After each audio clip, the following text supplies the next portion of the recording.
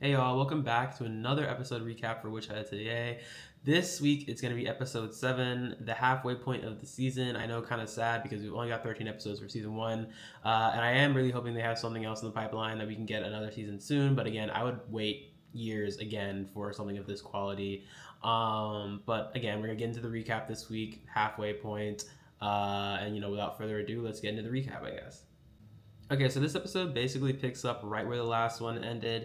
We started off with Agott and Origio making their way to the river because Agott, like, the end of the last episode was like, hey, I want to help out. I want to, like, put my skills to the test, show off what I can do here in this situation. And Kifri is very apprehensive and concerned about this because he's like, listen, this is very different from practicing here in the Atelier. Like, you'd be drawing in front of non-witches, which you haven't passed the second test yet, which is the thing that permits you to be able to draw in front of non-witches. So you're not, like, really allowed or like able to do that. And Aga gets very frustrated, slapping his hand away, and I'm like, ooh, feisty. But she's like, yeah, if not now, when? Like, I'm practicing my butt off. Like, I am working so hard, and as my teacher, you should be giving me practical experience.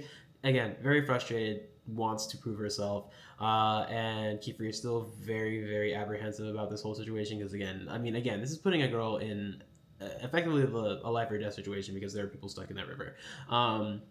But Origio is kind of like, okay, fine, I will take ahead of the rest of you, set up a portable window way, which, again, very cool spell, always love that one. And the rest of you and the rest of the girls can basically follow behind with like medical supplies and stuff to like help out with like the situation when we get there. And I got like, great, okay, I'm gonna get my stuff and packing up and getting ready and everything and running around. And Kiefer is just remarking about how he's really concerned about her because she doesn't.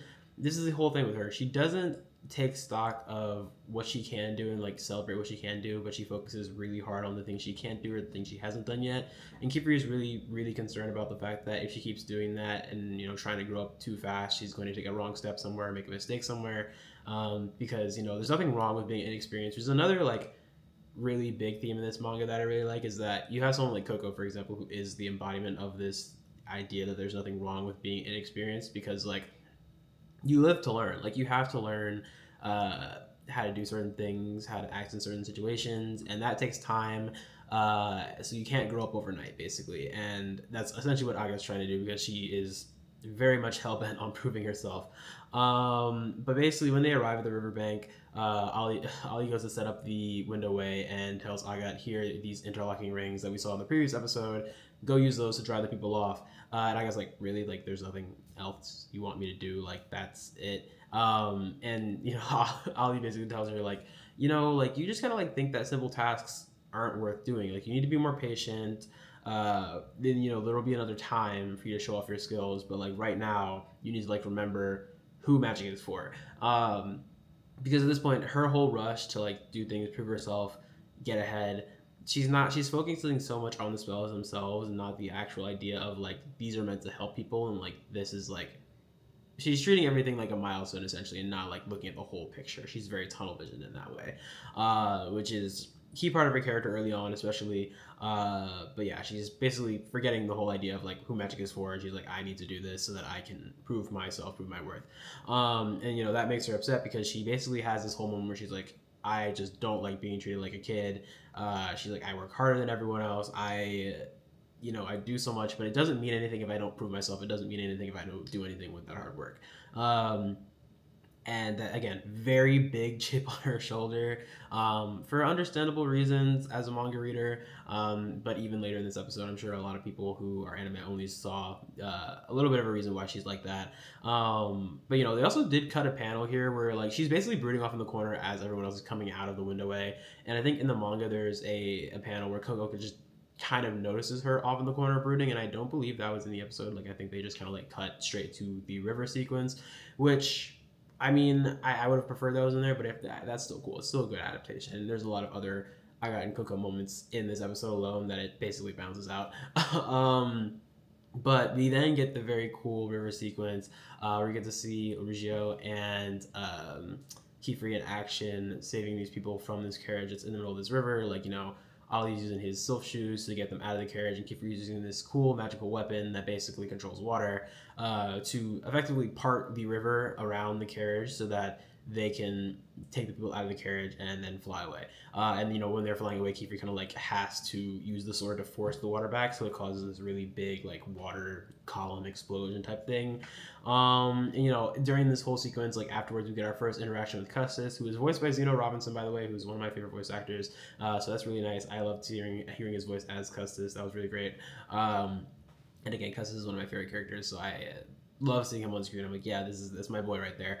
And we also get a really kind of adorable scene afterwards, also of all the girls kind of like looking at the sword as it's kind of stuck in the ground. Even Agott, who is normally too cool for school, very much like, I'm gonna study. I guess she's not too cool for school. She's like too cool for anything else but school, if that makes any sense.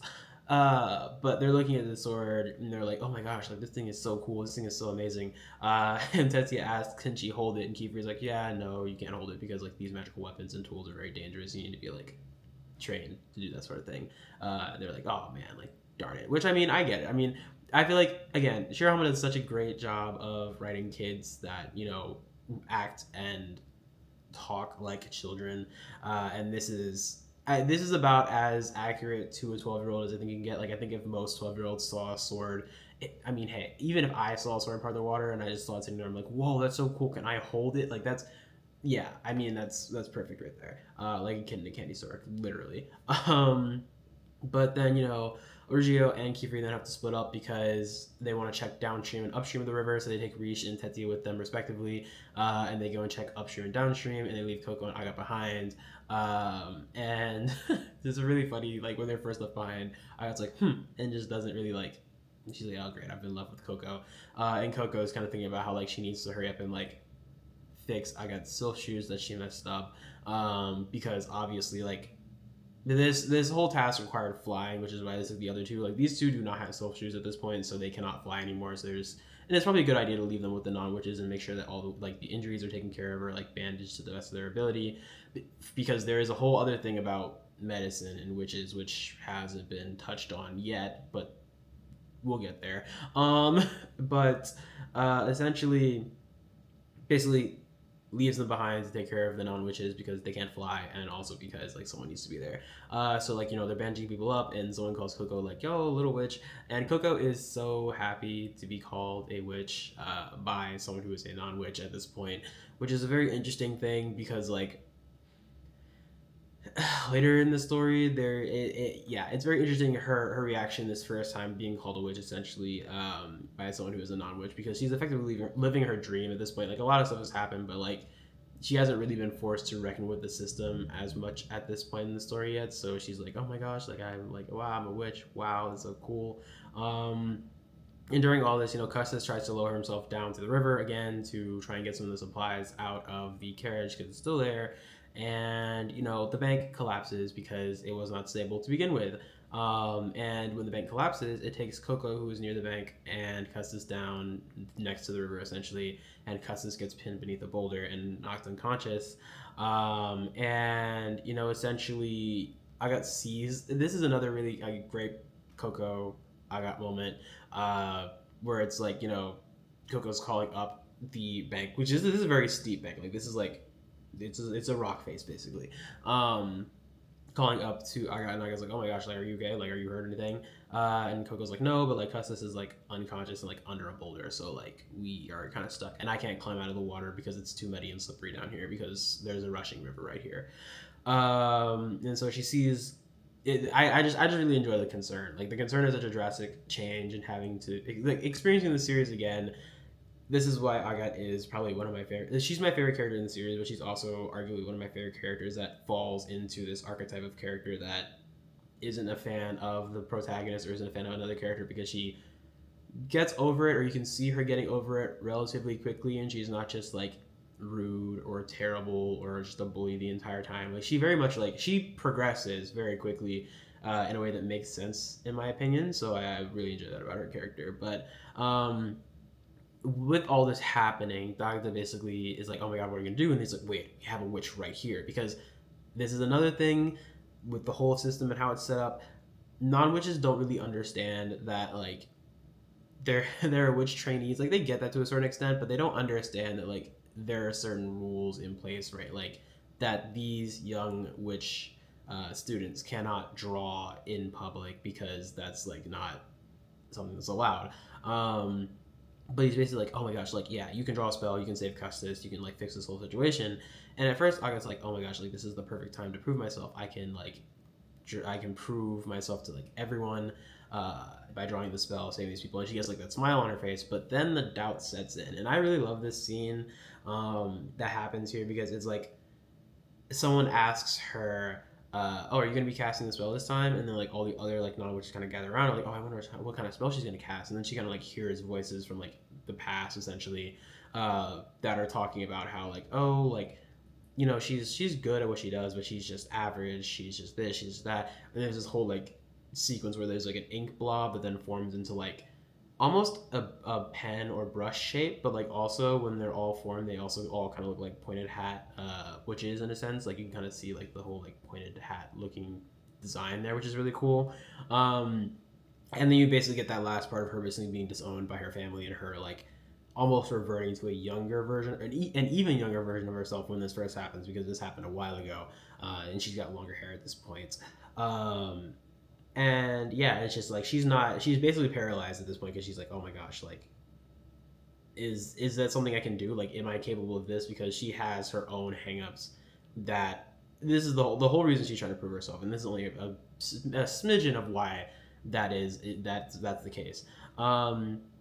But basically, Coco snaps her out of it because Coco is down on the bank and she's yelling like, "Oh, like, is there anything I can do to help from down here? Like, anything I can do to help at all?" And that kind of reminds Agott of that whole like, uh, you need to remember who magic is for type of situation, because Coco in this whole situation, she's in a much worse physical position um, than Agott is at this point. So she's just kind of, but she's still asking how she can help, how she can be of use, how she can help save Custis, because that's what she wants to do, because she wants to use magic for other people essentially.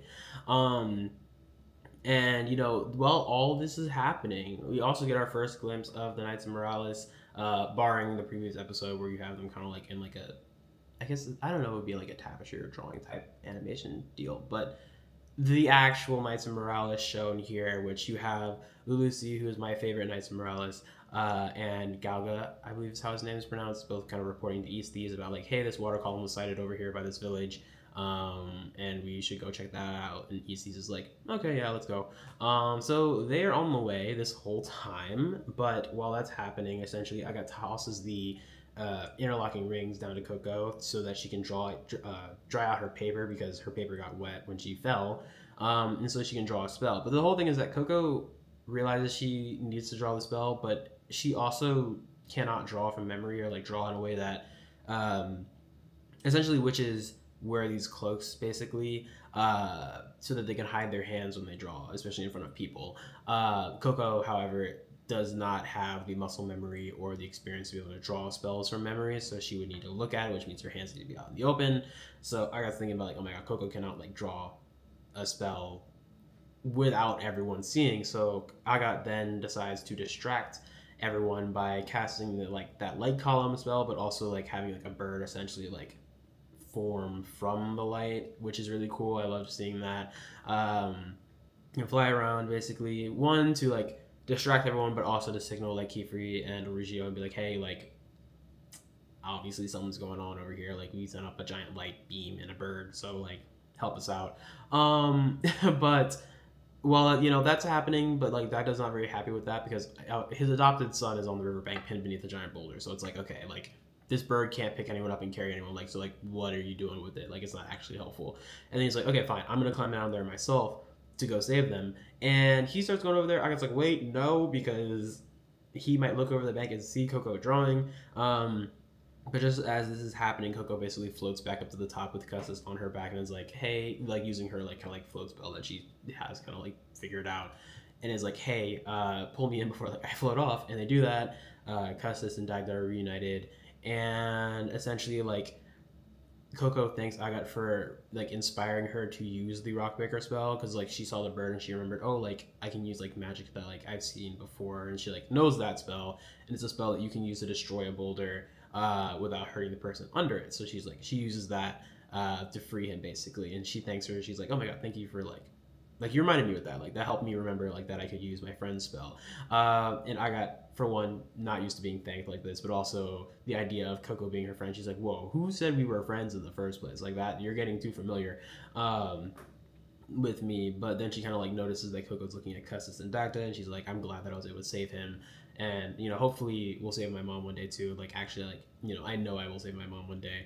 But I think this is one of those moments where like I got really is like, you know what, this girl like is really driven in what she wants to do, and also like has her own like baggage. Like it's this again takes a couple moments for her to see that like actually like there is no reason to be mean to this girl. Like she's going through a lot on her own.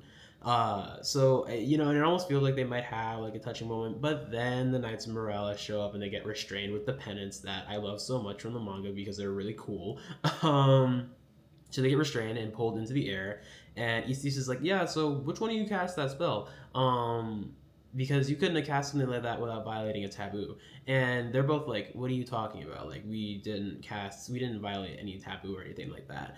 And Istis is like, okay, well, why don't you look at the river? And lo and behold, both of them look down, and the river, the water, the rocks, everything is being turned into sand, like over a massive area. Like this is not something that you could accomplish by drawing a simple rock breaker spell on a boulder. Essentially, this is something you would have to break a taboo for. And Coco's like, my spell did that? And Ishi's like, oh, so it was yours. Okay, so for violating a taboo and the pact, or for committing a taboo and violating the pact, I'm going to erase her memory. This is our first time also seeing the memory erasure spell, which there's a whole thing about like spells taking on a life of their own, and I love how creepy the memory erasure spell looks as it's kind of like crawling off the paper to get to Coco's face and erase her memory. And Coco looks terrified because obviously like erasing her memory means she won't be able to save her mom, and she won't be able to be a witch anymore. So that's a whole thing, and that's just where the episode ends, with them stuck there and Coco about to have her memory erased. And this is, first of all, first introduction of Istis to anime onlys. I have a love-hate relationship with him. I think he's a very well-written character. I think he does have some redeeming qualities to himself. However, the level of smoke that he has for Coco, not just in this sequence, but any other time he sees her, he's gotta chill. Like he is. I could talk more about his character, but I think the thing I like about him and the way he's written is that he's an embodiment of like what enforcement looks like when people believe in it a little too much, in the sense that there's this law, this set of rules that exist, and he is not willing to compromise on any of them, to the point where he is willing to do things that really wouldn't be considered correct, or like he's just going to follow the law. He's going to dole out punishment as is commanded, essentially, without really asking any questions. And I think that's like something that's a different take on how a lot of like law enforcement characters, or like a lot of like authority characters are written sometimes, because a lot of the time like the corruption or like the bad part is like, oh, they're lazy or they're being bribed or something. It's like, no, he's just like straight up like authoritarian to a certain extent. But yeah, really great episode. Loved seeing all that. This also, I believe this ends up at the end of chapter 11. So this being the halfway point of the season, we're on episode 7, and this is chapter 11. So I don't actually know what chapter we're going to end up on. I like have to check where all the arcs end. But if this pacing continues, we're going to end somewhere in like the 20s by the end of the season. Which, if I remember correctly, there's probably some interesting stuff happening around that point in time. So that'll be interesting to see how they cap that off, how they end the season. But yeah, solid episode, amazing, loved it all the way through. Okay, and that's another recap done for Witch Hat Atelier.